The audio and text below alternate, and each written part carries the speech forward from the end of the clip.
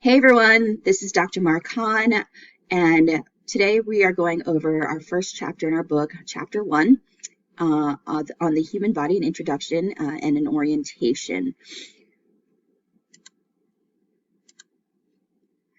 So why does human anatomy and physiology matter? Well, learning and understanding anatomical terminology will allow you to communicate accurately with your colleagues in the health sciences. I know a lot of you are either pre-nursing or in some field that will hopefully get you started into the medical or healthcare fields.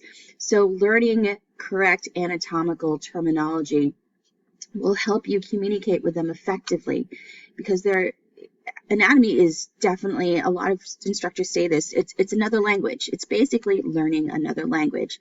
So this is basically the course that will lay your foundation into learning the different anatomical terms and in identifying different structures of the body.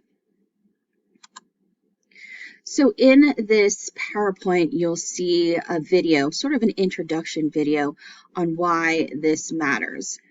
And Welcome to the hopefully you study can of the hear human this. body. Chances are that you are taking this course as your first step towards a career in the medical field. So some of my fellow clinicians and I are going to come along on this journey with you. We'll introduce you to each chapter in this book, and we'll explain how you'll apply this material in your future career. This first chapter will serve as your orientation to the human body, covering topics like the language of anatomy, also known as anatomical terminology. As a healthcare professional, it is very important for you to understand terminology like anterior, or the front side of the body when in anatomical position, versus posterior, or the back side of the body in anatomical position, and proximal, which is the closest to the center of the trunk of the body, versus distal, which is the furthest away from the body trunk. You will use these terms every day. For instance, when a patient presents with a wound, you will use anatomical and directional terminology to document the size and placement of the wound in order for the medical team to properly treat it. And you would be able to do this and many other crucial tasks because you have a thorough understanding of anatomical terminology. So let's dive into this chapter and start you on your path towards a rewarding career in healthcare.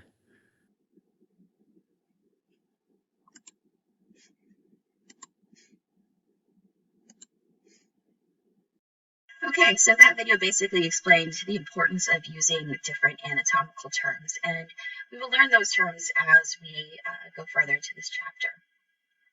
So a common theme in anatomy and physiology is basically form fits function. So getting into our first terms, what is anatomy? Anatomy is the study of the structure of body parts and their relationship to one another, whereas physiology is the study of the function of these body parts and how they work to carry out life-sustaining activities. Okay, so anatomy, basically learning the structures of the body parts, physiology, learning the function of these body parts. So we have many subdivisions of anatomy. The first subdivision we'll talk about is gross or macroscopic anatomy. So macro meaning large. So gross or macroscopic anatomy is the study of large visible structures, things that we can see. So we have regional anatomy that looks at all the structures in a particular area of the body. We have systems anatomy that looks at just one system. So we have many different systems within our body, such as the cardiovascular system, the nervous system, the muscular system. And then we have under gross anatomy, surface anatomy. So surface anatomy looks at internal structures as they relate to overlying skin. So these are visible structures or visible things such as muscle masses or veins that can be seen on the surface of the skin. Another subdivision of anatomy is microscopic anatomy, so micro meaning small. Microscopic anatomy deals with structures that are too small to be seen by the naked eye. Okay, whereas macroscopic or gross anatomy are things that we can see visibly. Microscopic are things that we cannot see with our own eyes.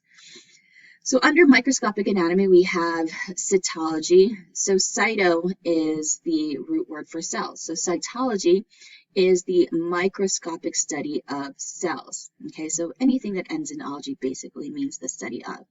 And then we have histology. So histo referring to tissues. Histology is the microscopic study of tissues. Another subdivision of anatomy is developmental anatomy. Developmental anatomy studies anatomical and physiological developments throughout life. For example, embryology. Embryology is the study of developments before birth.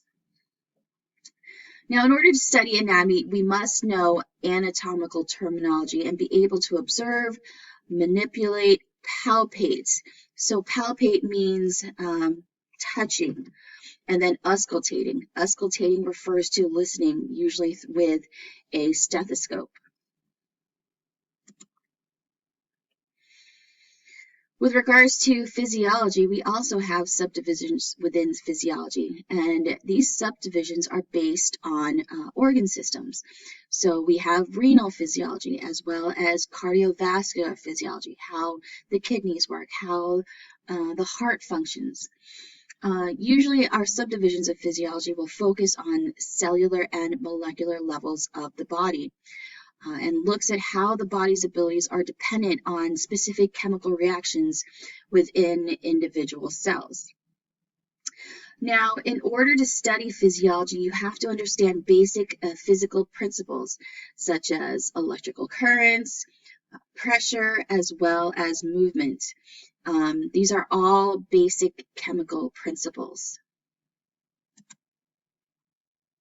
So anatomy and physiology basically go hand in hand. They're inseparable. We know that function always reflects structure. There's a reason why a specific bone is shaped the way it does, because it functions a certain and specific way. So what a structure can do will depend on its specific form. This is known as the principle of complementarity of structure and function. Okay, so basically form fits function. An example of this would be the different types of teeth that we can find within our oral cavity. Anterior to the oral cavity, we have teeth known as incisors. The sharp edges of our incisors make them ideal for cutting, okay, just like scissors. So the structure, incisors, basically helps perform the function of cutting. And then towards the posterior region of our oral cavity, we have our molars. Molars have flat surfaces that make them ideal for grinding, just like a mortar and pestle. So that fits their function, okay? So that is complementarity of structure and function, or form fits function. So we know that the human body is very organized. So we have the smallest chemical level to the whole organism level. So beginning at the smallest level, which is the chemical level, we have our atoms, we have our molecules, we have structures within our cells called organelles that perform specific functions within our cells. From the chemical level, we then have our cellular level. We have our single cell. Now, single cells, when we group these cells together and they perform specific functions, they become the tissue level. So tissue level are groups of similar cells that perform similar functions. And once we have groups of tissues, we then reach the organ level. So organ level contains 2 or more tissue types. And then from the organ level, we then go up to the organ system level. And these are organs that work closely together. And a bunch of organ systems will then form the organism. So this is the organismal level. All organ systems combine to make the whole organism. So here's just a diagram of our levels of structural organization, starting at the chemical level here, where we see our atoms and our molecules, as well as the organelles within the cells that then form the cells itself at the cellular level.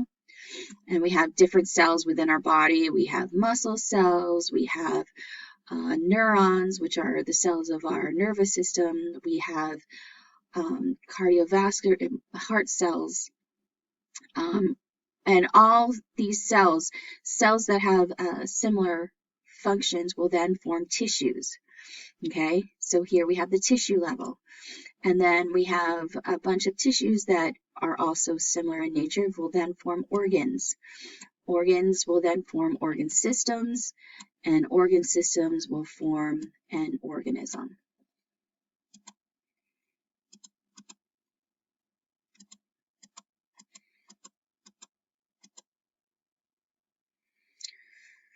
So then we get into what is required for life. What are the requirements for life? So there are specific things that are necessary life functions. So in order to be alive and in order to maintain life, this involves these different things. So we have maintaining boundaries, movement, responsiveness, digestion, metabolism, excretion, reproduction, growth. So all these things differentiate us from non-living things, non-living entities, such as, our pen or our laptop or, things that we don't consider alive. All these functions are what make us living. So going into these necessary life functions first, we have maintaining boundaries. We have a separation between internal and external environments, so these must exist. For example, within our cells, we have plasma membranes that will separate one cell from another. We have our skin being our largest organ that separates organisms from the environment. Another necessary life function is movement. The muscular system allows movement of body parts via the skeletal muscles, of substances via, for example, cardiac muscle allows for movement of blood within the circulatory system. We have smooth muscles that allow for peristalsis within the digestive system, as well as voiding or maturation within the urinary system that allows for urination. We also have contractility that allows for movement at the cellular level. We'll learn about the movement of muscles via contraction and the sliding filament theory. Another necessary life function is responsiveness. This is the ability to sense and respond to stimuli. For example, we have withdrawal reflexes that help prevent injury. If we put our hand on a hot stove, our immediate reflex is to remove our hand away from that hot stove so we don't injure ourselves. We also have within our brains different areas that help control our breath rate, our breathing rate, which will change in response to different activities. If we're trying to run away from a large woolly mammoth, of course, our respiratory rate will increase to allow for more blood to go to our muscles so that we can run away from danger. So these are all examples of our responsiveness to stimuli. Another necessary life function, of course, is digestion. What we eat, we need to break down into specific molecules that our body needs, that our tissue needs. So digestion is the breakdown of ingested food or foodstuffs, followed by absorption of these simple molecules into our blood so that they can be transferred to our tissues to create things like ATP, which provides energy to these tissues. Another necessary life function is metabolism. Metabolism are all chemical reactions that occur in body cells. This is the sum of all catabolism, or the breakdown of molecules, and anabolism, which is the synthesis of molecules. We also have, for necessary life function, excretion, basically removal of the waste products of metabolism and digestion. For example, we have urea. Urea is the waste product from the breakdown of proteins. Carbon dioxide. Carbon dioxide is also a waste product that we exhale out, another byproduct of metabolism. And then we have removal of feces. These are foods that we just can't digest. So anything we can't digest, we get rid of. So feces being unabsorbed or unabsorbable foods, like corn. For some reason, we do not have the enzymes that break down corn. So if you ever take a look at your poop after eating corn, you'll see little yellow pieces of corn in your poop. Another necessary life function is reproduction. So at the cellular level, reproduction involves division of cells for growth and repair. We have our mitosis and different levels of mitosis. At the organismal level, we have reproduction that allows for production of offspring. Another necessary life function is growth. This is the increase in size of a body part or of an organism. So human beings constantly undergo growth until, old age.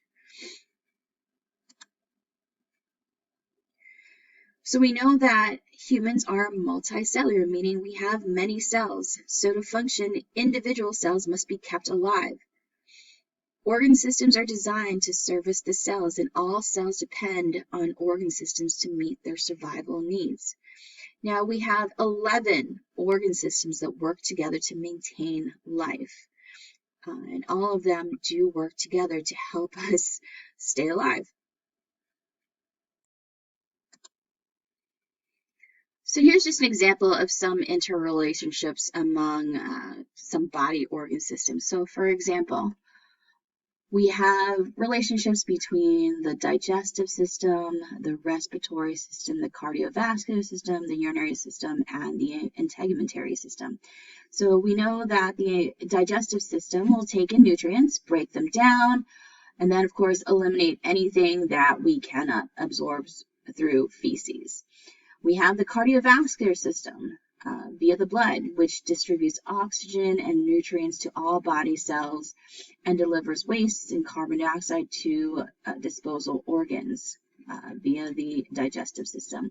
The respiratory system is what takes in that oxygen for the cardiovascular system and also eliminates the waste products of metabolism being carbon dioxide. Breathe in oxygen, breathe out carbon dioxide. Now, the urinary system will eliminate any of the nitrogenous waste that we find in blood, as well as any excess ions, and eliminates this through urine. We know that nutrients and waste pass between blood plasma and cells via the interstitial fluid, and also the integumentary system, our skin, will protect the body as a whole from the outside or external environment. So we can see that all these body systems work together to help keep us alive. So now we're getting into the body's organ systems and their major functions. As I said, we have 11 major body organ systems. We have first the integumentary system, our skin. Our integumentary system forms the external body covering and protects deeper tissues from injury. It's also important for synthesizing vitamin D from the sun. That's why, you guys, if you can take a break from being inside in a library or being inside from studying, go outside, get some vitamin D. Also, the integumentary system houses cutaneous receptors. These are receptors within our skin for pain, pressure, proprioception. Also within the skin, we have our sweat and oil glands. Sweat glands being important for maintaining body temperature. If we're too hot, we sweat, which releases sweat and body fluids so that we can cool our temperature down. The next organ system is our skeletal system, our bones. The skeletal system protects and supports body organs, provides the framework the muscles use to cause movement. So we have our muscles attaching to our bones that provide locomotion. Also, we have hematopoiesis, or blood cell formation, that occurs within bone marrow. Bones also stores important minerals, our calcium and our phosphorus, also very important for our body. Our muscular system, muscles, allows manipulation of the environment, locomotion, as well as our muscles of facial expression.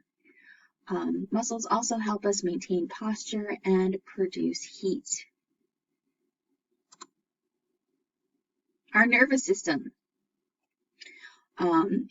As the fast-acting control system of the body, it does respond to internal and external changes by activating appropriate muscles and glands. We have our receptors in our skin that can sense temperature and pain. This information is then sent via chemical signal to our brain, where we process this, and then our motor portion of our brain will then tell the muscles within that area to go away from that pain or hot temperature. So it basically controls our body responding to internal and external changes.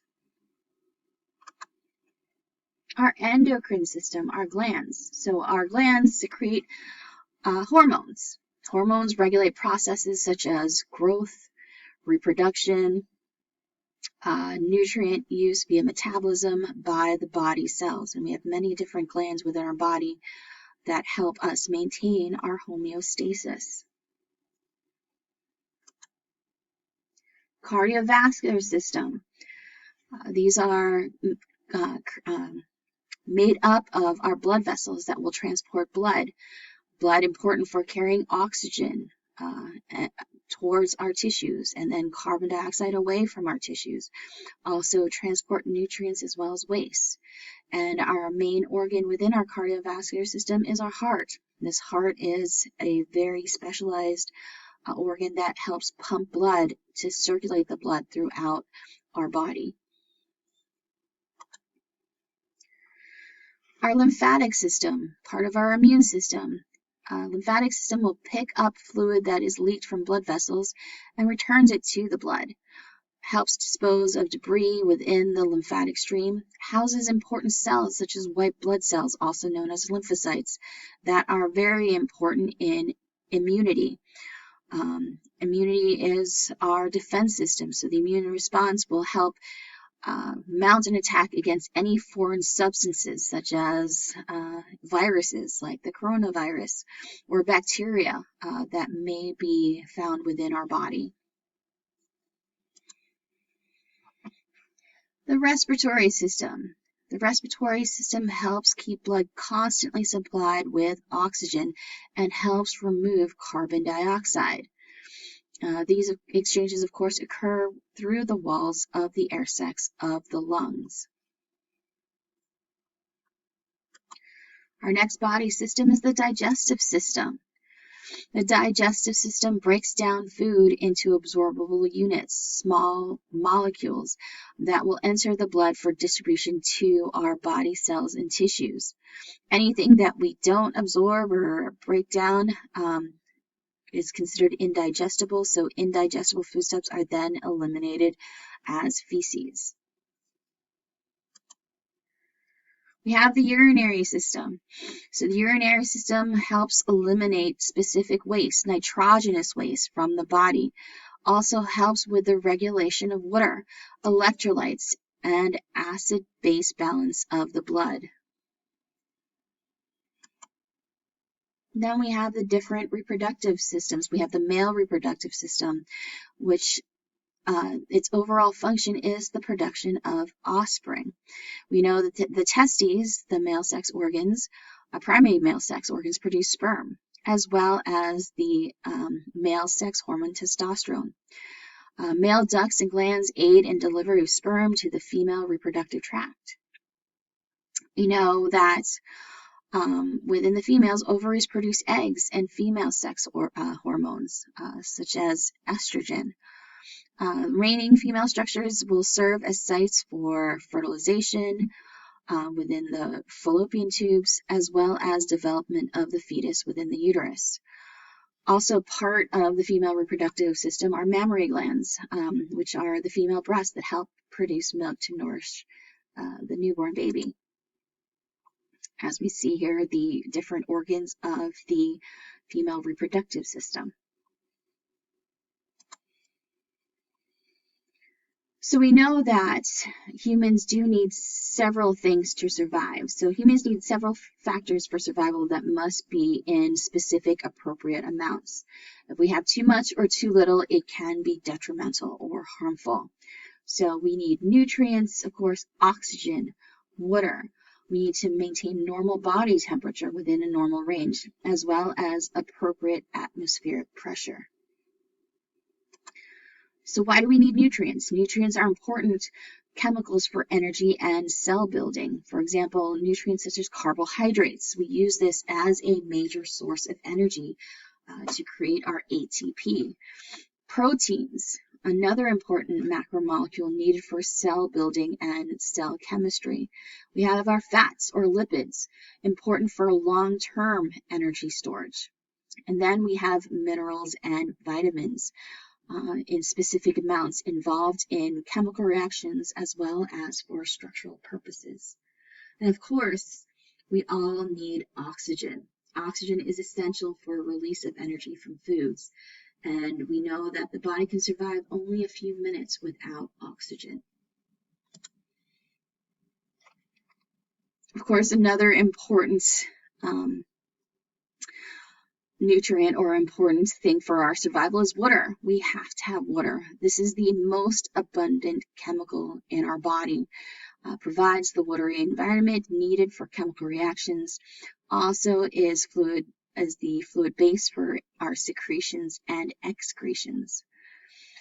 Humans also need a normal body temperature, needs to be within a normal temperature range. If the body temperature falls below or goes above 37 degrees Celsius, we know that rates of chemical reactions within the body are affected.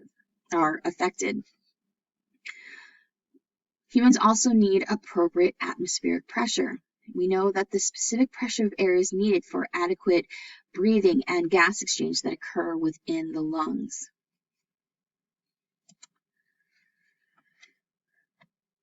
So basically, organ systems, everything within our body is needed to maintain what's known as homeostasis. Homeostasis is the maintenance of a relatively stable internal condition despite constant or continuous changes within the environment. Homeostasis is a dynamic state of equilibrium, always readjusting as needed. And we know that our organ systems are what help maintain homeostasis within our body. So we talked about interrelationships between organ systems earlier. These organ systems work together to maintain that equilibrium or that same state within our body in order for specific chemical reactions or specific things to occur within our body. We know that the body must constantly be monitored or checked as well as regulated to maintain homeostasis. We have our nervous and endocrine systems, as well as other systems that will play a major role in maintaining homeostasis. And we know that there are different factors or variables that can change. For example, blood sugar, depending on when we eat and how much we eat, body temperature, as well as blood volume. These are all things that can change, and we have our body systems that help regulate these variables. So homeostatic control variables will involve three components. We have receptors, control centers, as well as effectors. And we'll talk about these different variables in just a bit. So we know that a receptor is a sensor that helps monitor the environment. We have different receptors on the surfaces of our organs. Our pancreas, for example, has receptors to blood glucose. So these receptors help respond to stimuli or things that cause changes in controlled variables. The control center. So the control center basically determines the set point at which the variable is maintained and will receive information or receive input from the receptor. At this point, once it has received this information, the control center will determine what is the appropriate response. The effector is what will receive output from the control center. The effector will provide the means to respond to any stimulus and can either reduce the stimulus, providing a negative feedback, or can enhance the stimulus, providing a positive feedback. So the negative feedback mechanism is the most used feedback mechanism in the body.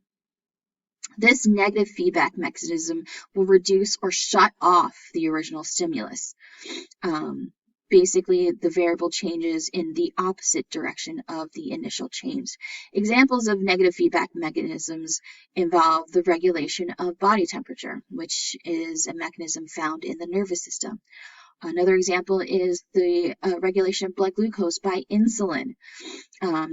Another mechanism that can be found in the endocrine system.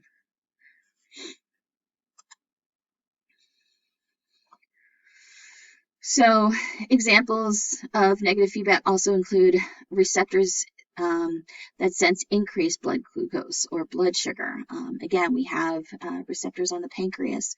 We know that the pancreas is an organ that has both endocrine and exocrine functions, but with regards to the endocrine functions, when there is a large amount of blood sugar, it will release insulin. And when they're to basically transport the blood sugar to the tissues where it is needed. If there's a low amount of blood sugar, it will secrete glucagon, so that in cases of starvation where we haven't had a lot to eat, glucagon will then go to the liver and say, hey, we're kind of hungry, we need some blood sugar, so the liver can release glycogen, which is the stored form of glucose. So again, the pancreas, being the control center of blood sugar, will secrete insulin to the blood. And again, this is when we have increased blood glucose. Insulin causes the body cells, the effectors, to absorb more glucose, which will then decrease blood glucose levels.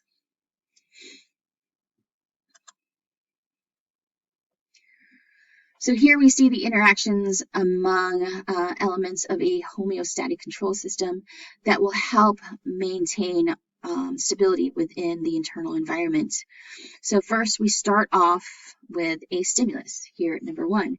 Stimulus, of course, is what produces change in the variable. We then have the receptor, which will detect that change. From there, the receptor will send the information or the input along afferent pathways to the control center. And then from there, the control center will take that input, kind of process it, determine what should be done, and from there the control center will create output. So this output is information that will be sent along the efferent pathway to the effector organ, effector cells, and the effector is what creates the response. So response to the effector will feed back to reduce the effect of the stimulus to help return the variable to a homeostatic level. So that is a negative feedback pathway.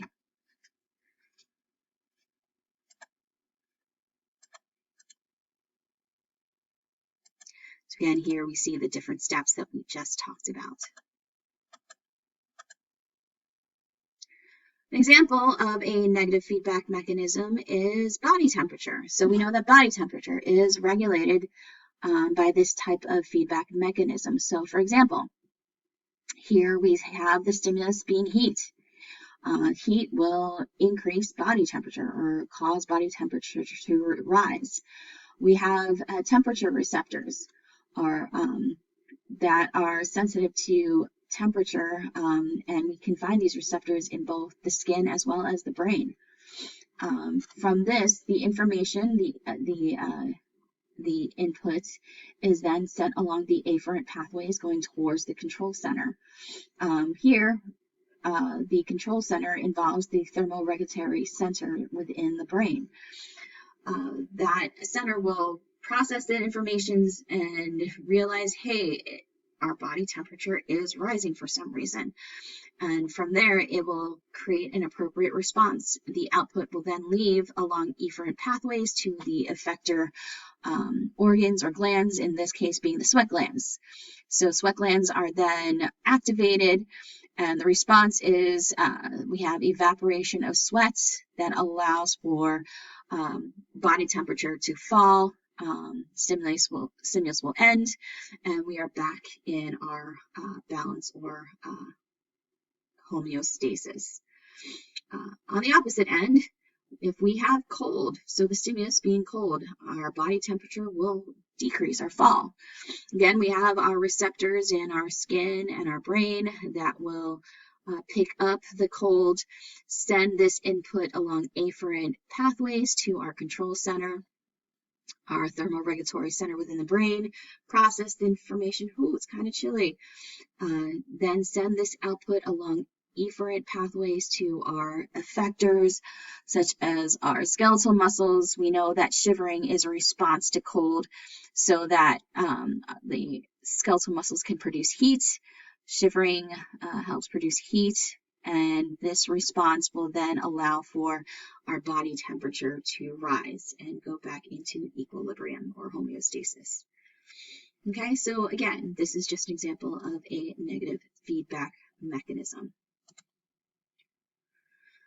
We also have positive feedback mechanisms that help maintain homeostasis. This response will enhance and exaggerate the original stimulus. So it may exhibit a cascade or amplifying effect as the feedback causes the variable to continue in the same direction as the initial change. Usually these controls are infrequent events, don't require continuous adjustments. For example, we have enhancement of labor contractions by the hormone oxytocin. Oxytocin, we also know as the cuddle hormone. The oxytocin that also produces labor contractions is also what increases mother-baby attachment after the birth of the baby.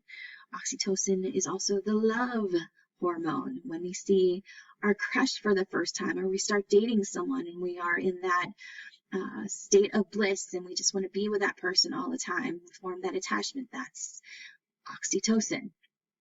Another example of positive feedback control is the platelet plug formation in blood clotting. So if we take a look at the regulation of the formation of a platelet plug, so for example, we have a break or tear that can occur in a blood vessel. We have the initiation of this positive feedback cycle. So platelets are cells that help form clots to stop the bleeding. So platelets adhere to and release to the site and release specific chemicals. This then will help release chemicals will then attract more platelets, and then we have the formation of platelets within that tear within the blood vessel to help stop bleeding. So again, we have the tear that occurs in a blood vessel wall, initiates positive feedback cycle. Platelets will adhere to that site, release chemicals, which will then attract more platelets. And then finally, once the platelet plug is formed, sealing that tear, that's when that positive feedback cycle ends. So any imbalances in homeostasis basically causes disease. So disturbance of homeostasis increases risk of disease, also contributes to our changes associated with aging. The older we get and the more, the more we age, basically our systems start breaking down. So our control systems become less efficient. If we have overwhelming of our negative feedback mechanisms, the destructive positive feedback mechanisms may take over, as in what happens with heart failure, congestive heart failure, for example. So basically, We want to maintain a homeostasis within our body, and we want to make sure that our different mechanisms are in balance so that we can maintain that equilibrium um, and allowing for the efficiency of our systems to work. Okay, guys, so that is part 1 of chapter 1, an introduction to anatomy. We'll move on to chapter 2, talking about our different anatomical terms and definitions.